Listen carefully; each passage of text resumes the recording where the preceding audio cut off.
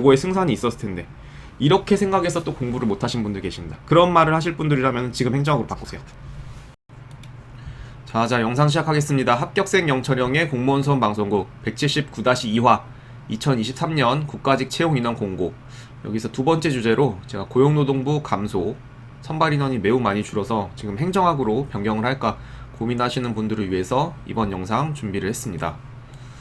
참 티오 보고 많이 실망하셨을 텐데 제가 좀 가이드를 드릴 수 있을까 해서 이렇게 순서를 4가지를 마련을 해봤습니다.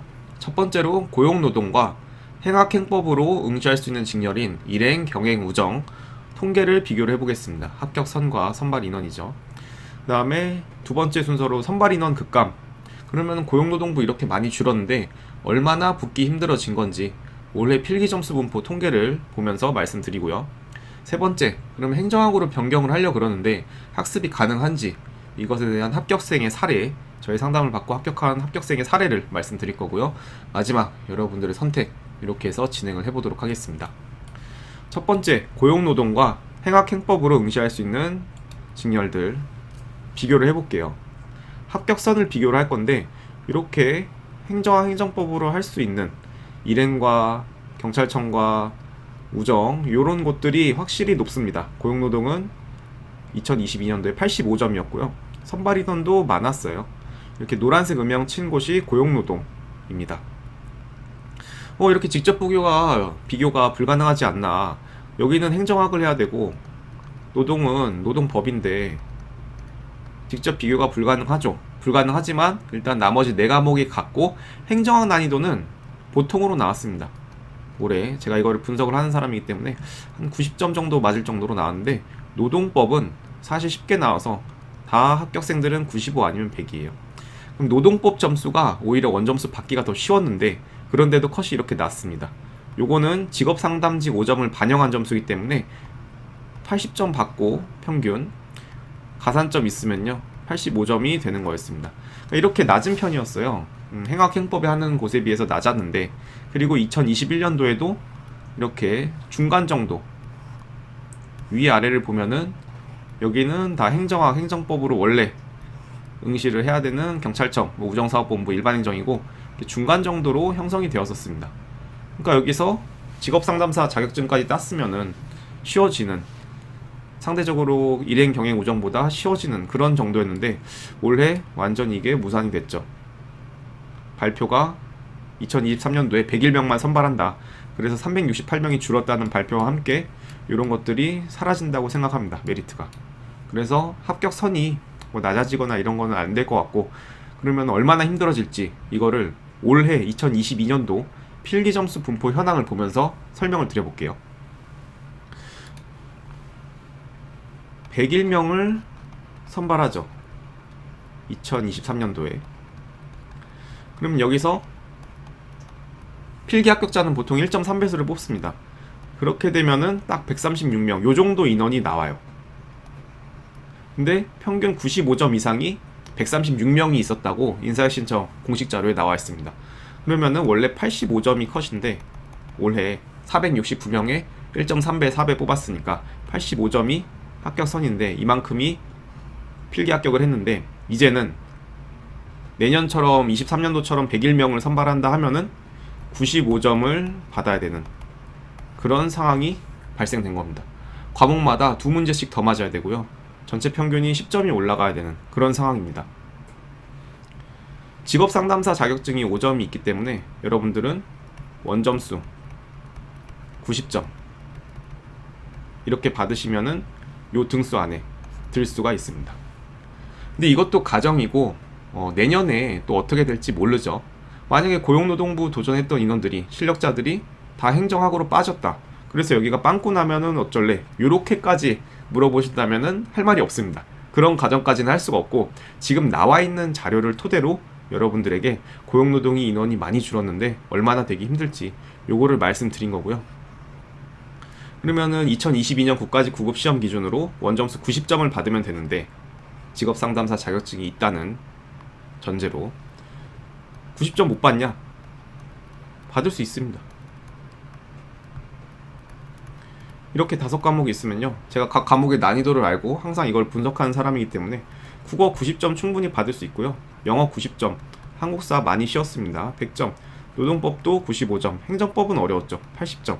이렇게 받으면은 평균 91점이 나옵니다.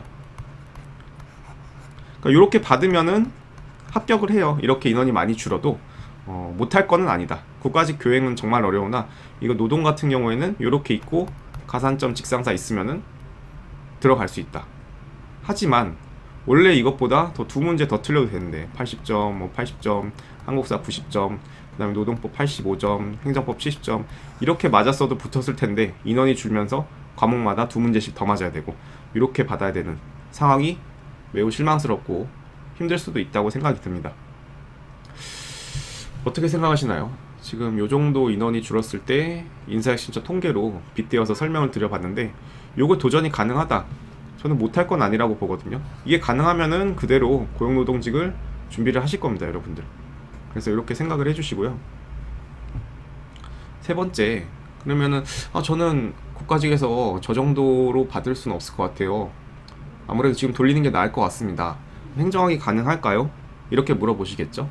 그럼 제가 가능한 사례를 말씀드려 볼게요.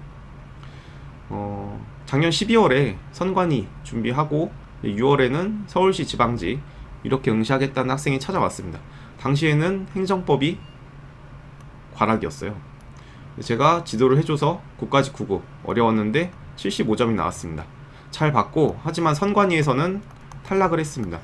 이 친구가 국가직 9급 4월 끝나고 바로 상담을 다시 찾아와서 이제 나는 서울시 지방직 일행으로 봐야 되는데 행정학을 하나도 안 했습니다. 어떻게 해야 됩니까? 11주가 남았는데 가능할까요? 지도를 해줬죠. 첫 문제 내외로 기본적인 거 많이 반복하고 기출 중심으로 하고 그 다음에 중간중간에 궁금한 거 소통하고 이렇게 상담을 해줬는데 실제로 80점을 받았고요. 나머지 4과목도 잘해서 서울시 컷이 83점이었는데 가볍게 넘었습니다. 취합을 했고 요 상담 신청서는 8월 4일 지방직 7급, 서울시 7급을 대비할까요? 요런 상담 신청서였습니다. 그래서 가능은 하다. 예, 가능은 하다고 말씀을 드리고 싶고 전략적으로 공부를 하시면 가능합니다.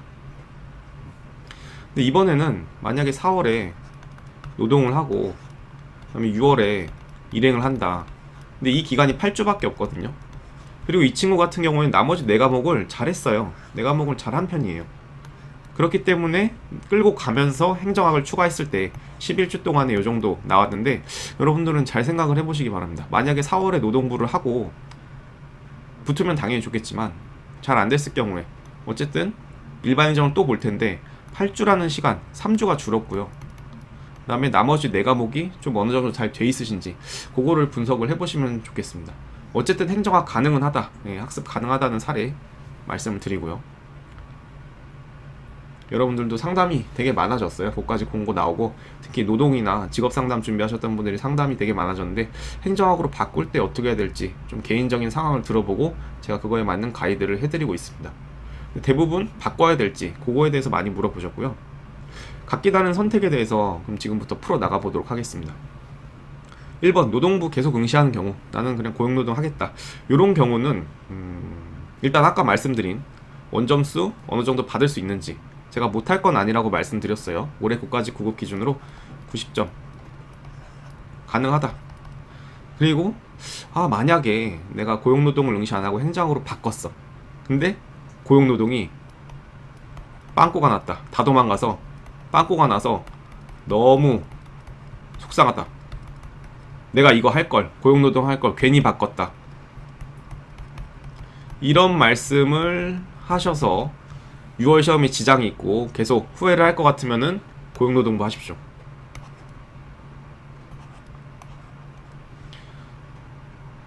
분명히 나오겠죠. 만약에 고용노동이 빵꾸가 났어요. 이거 안 맞아도 돼요. 90점. 이렇게 나올 수도 있지. 근데 이제 그런 가정은 아무도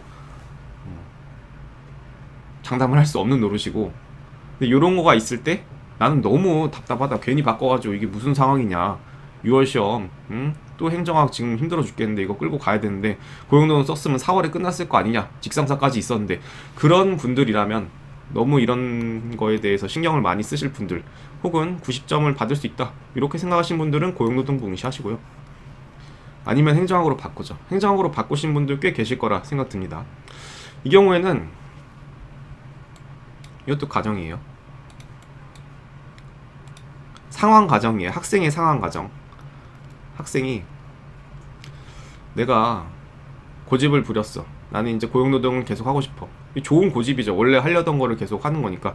하지만 4월에 노동 떨어졌어. 이러고 6월 이제 8주 남았는데 행학을 해야 돼. 야, 내가 12월에 그냥 공고 나오고 바꿀 걸. 그때 바꿨으면은 이것도 안 해도 되고 그냥 쭉 행정학을 했으면 그래도 요거에 승산이 있었을 텐데. 이렇게 생각해서 또 공부를 못 하신 분들 계십니다. 그런 말을 하실 분들이라면 지금 행정학으로 바꾸세요. 그게 맞다고 생각됩니다.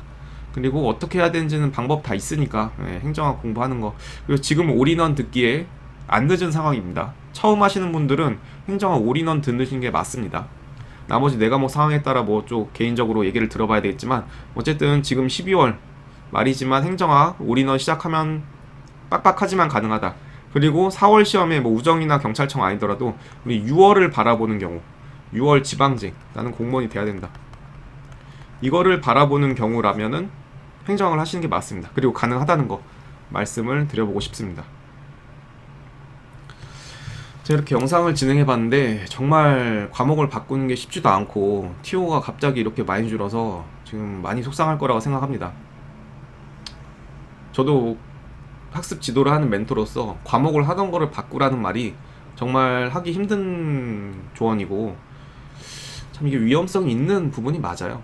저도 사실 과목을 바꿔본 적이 있고 선택 과목 때 그래서 이게 얼마나 힘든지 아는데 학생분들 개개인마다 잘 고민하시고 합리적인 선택하셔서 내년 시험 4월이든 6월이든 잘 치르시고 합격하셨으면 좋겠습니다.